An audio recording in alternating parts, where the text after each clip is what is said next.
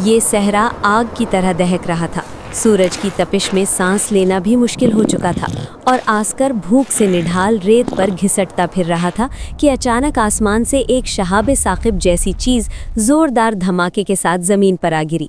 Ask her चौंक कर वहां पहुंचा तो उसकी आंखें चमक उठीं। रेत पर एक खूबसूरत और चमकदार सुर्ख अंडा पड़ा था। उसने खुशी से मुंह खोला कि बस अब पेट भरेगा, मगर अगले ही लम्हे कड़क की आवाज़ आई और अंडा टूट गया।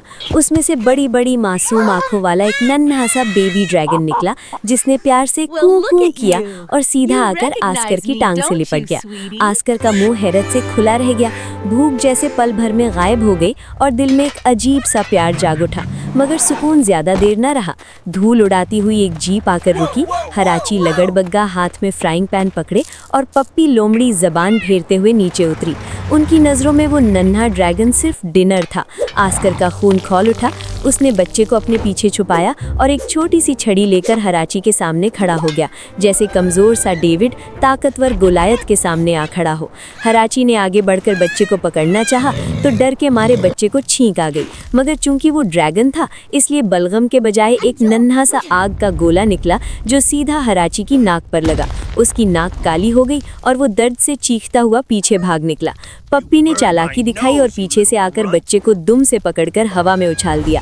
आस्कर कैच करने लपका, मगर पप्पी ने पकड़ लिया। इसी लम्हे बच्चा गुस्से में इस्त्री की तरह गर्म हो गया। पप्पी के हाथ जलने लगे और वो उसे गर्म आलू की तरह इधर उधर उछालने लगी। पूरा मंजर एक मज़ाहिया तमाशा बन गया।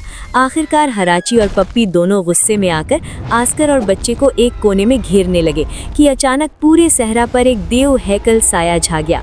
सबने ऊपर देखा तो बादलों में उस बच्चे की असल माँ, एक अजीम ड्रैगन, गुस्से से पर फैलाए उड़ रही थी। उसने नीचे जोरदार आग की लहर फेंकी और हराची और पप्पी के पिछवाड़े जल उठे। वो धुआं छोड़ते हुए रॉकेटों की तरह जान बचाकर भाग गए।